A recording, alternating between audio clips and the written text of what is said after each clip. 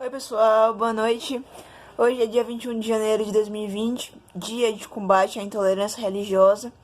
Então, como mensagem bem rápida, fica o meu pedido, o meu apelo às pessoas que realmente têm fé e que não fazem da sua fé uma pauta para reduzir ou subestimar o outro, mas que coincida com valores de respeito às identidades múltiplas e realmente a complexidade que a sociedade brasileira apresenta. É esse tipo de religião, é esse tipo de credo que nós precisamos nutrir dia após dia, porque não adianta eu falar de um Deus misericordioso se eu não consigo atuar com bondade e percebendo que a diferença que eu encontro em relação ao outro, ela não faz dele alguém inferior a mim. E agora a gente chega no ponto desse vídeo, que não é produtinho para cabelo, não é maquiagem, nada disso, não é o universo colorido das meninas, dos meninos também, para quem gosta, sem problema. Mas esse vídeo é uma temática mais séria. Em alguns vídeos eu abordei temas a respeito de comportamento, né? E esse a gente vai falar de uma questão que é muito proeminente. Melhorou agora com a luz do notebook, desculpa. E uma problemática que é recorrente, né, nesses nossos tempos pós-modernos, modernos, como você queira chamar, que é o complexo de inferioridade.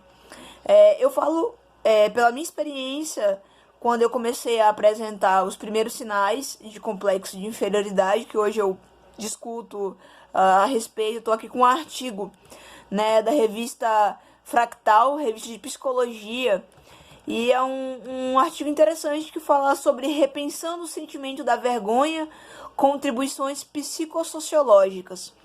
Então, que lugar é esse da vergonha, né? Como é que eu tenho vergonha de mim mesmo? Como é que eu me sinto inferior, me sinto pior que todo mundo? E eu lembro que quando eu comecei a demonstrar os primeiros sinais internos, ninguém vê. Não é perceptível assim tão a olho nu. Mas percebam só, eu me sentia diferente. Eu me sentia esquecida. Eu me sentia excluída. Não necessariamente eu era isso.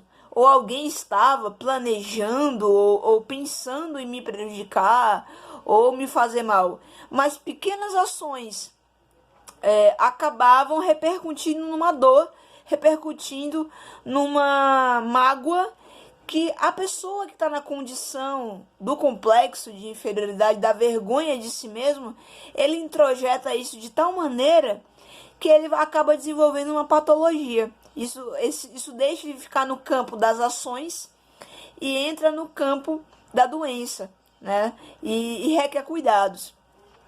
Então eu estava com mais ou menos 14 anos e bem na época da puberdade, os primeiros amores, as dúvidas sobre o que você quer fazer da sua vida, a escola, que tem aquela pressão social, o sistema de castas. Para quem não sabe o que é o sistema de castas, é muito baseado no sistema de castas indiano, a gente fala.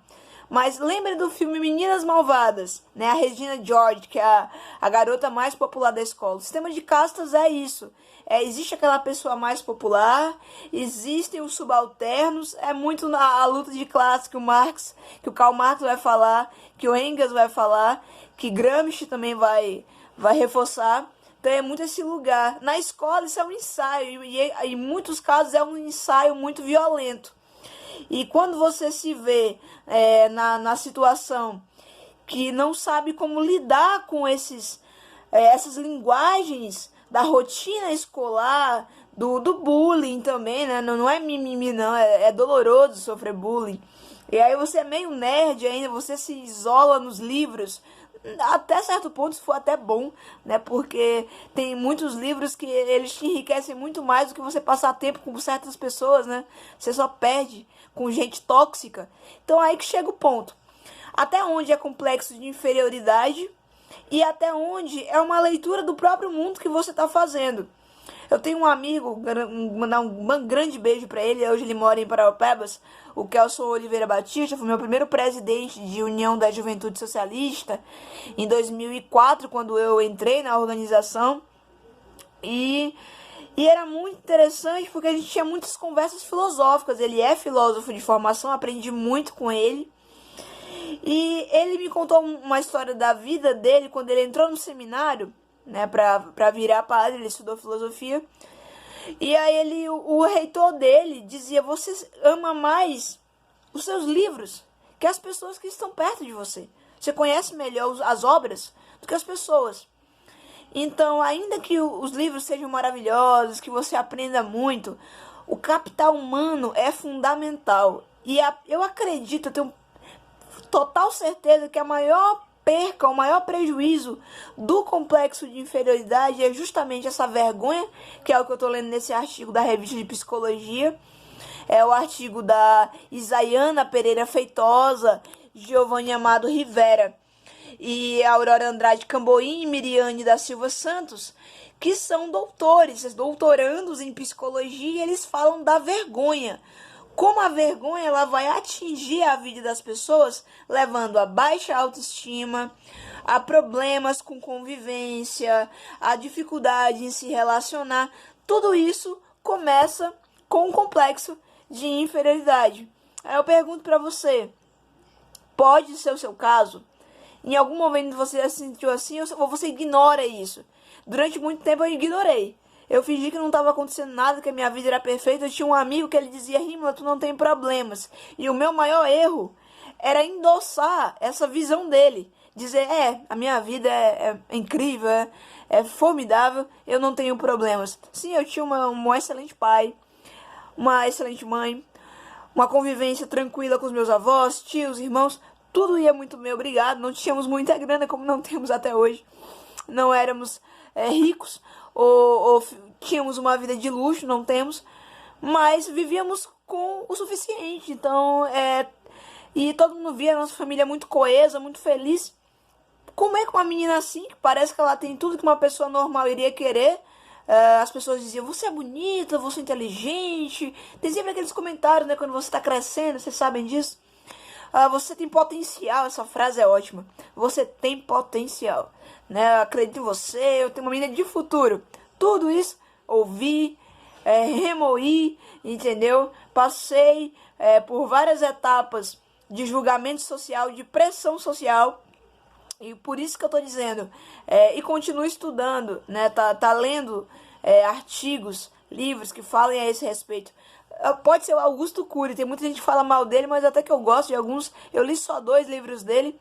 Mas o cerne da coisa, o centro da coisa, é perceber que o complexo de inferioridade, ele não passa de um trampolim.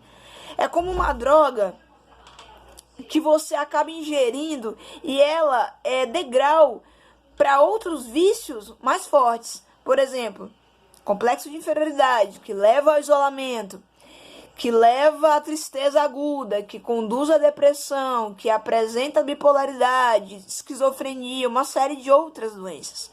Então você precisa ficar muito atento em relação a isso. Esse vídeo é sobretudo um alerta. Alerta para os pais, alerta para você jovem, para você idoso. Também existe o complexo de inferioridade na terceira idade. Pessoas que se sentem solitárias, que os filhos casaram, os filhos foram embora e elas se veem sozinhas no mundo, perderam o parceiro, entendeu? Então se sentem rodeadas de gente, mas se sentem solitárias. Então a gente está nessa onda agora de sair o resultado do Enem, muita gente se inscrevendo para federais, para o SISU.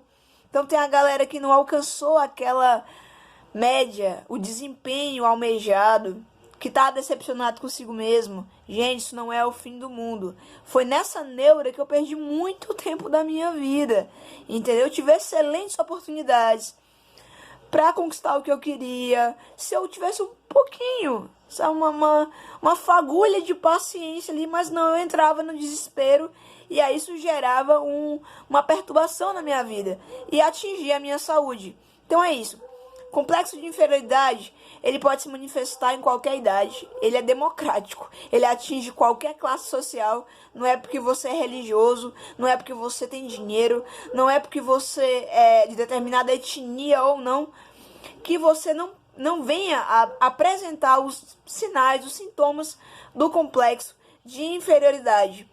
Mas o que a gente precisa fazer é dizer: eu preciso estudar o que eu tô sentindo, eu preciso conversar com alguém da minha confiança que possa me encaminhar a uma ajuda profissional, a um aconselhamento, e eu me situar com o que está acontecendo comigo. Nada de jogar sujeira para debaixo do tapete, porque isso não leva ninguém a lugar algum, entendeu? Então, o vídeo de hoje é sobre isso. Complexo de inferioridade existe, não é motivo de vergonha. Pior, muito pior, é uma arrogância ou uma presunção de superioridade, porque isso é muito mais difícil de curar, né? A prepotência crônica que a gente percebe em determinadas situações. Então, se você está com essa limitação, se você se vê sozinho, se sente inferior a todo mundo, e pensamentos negativos, aquela coisa que o Arthur, né, o Coringa fala no filme, que eu ainda não consegui assistir algumas partes, alguns trechos, quando a psicóloga pergunta: você tem tido pensamentos negativos? E ele responde: eu só tenho pensamentos negativos. E esse é muito retrato de quem passa pelo complexo de inferioridade. A pessoa só tem pensamentos negativos, pensamentos de morte, pensamentos de exclusão, pensamentos de limitação, falta de capacidade de gerir a sua própria vida. Então, isso não é o fim de tudo, pode ser só um estágio, pode ser uma fase. Talvez a única coisa que você precisa é de uma boa conversa. Procure o seu líder espiritual, líder comunitário, pai, mãe, uma pessoa que você confia, um amigo verdadeiro, porque vale muito a pena estar debatendo sobre isso e estar buscando uma coisa que eu acredito muito quanto aos problemas psicossomáticos, psicossociais, que é a cura. Há sim uma possibilidade de tratamento e cura. Obrigado, gente. E é isso. Complexo de inferioridade acontece, mas não é o fim da linha. Isso eu posso afirmar para vocês. Beijão, a gente se vê.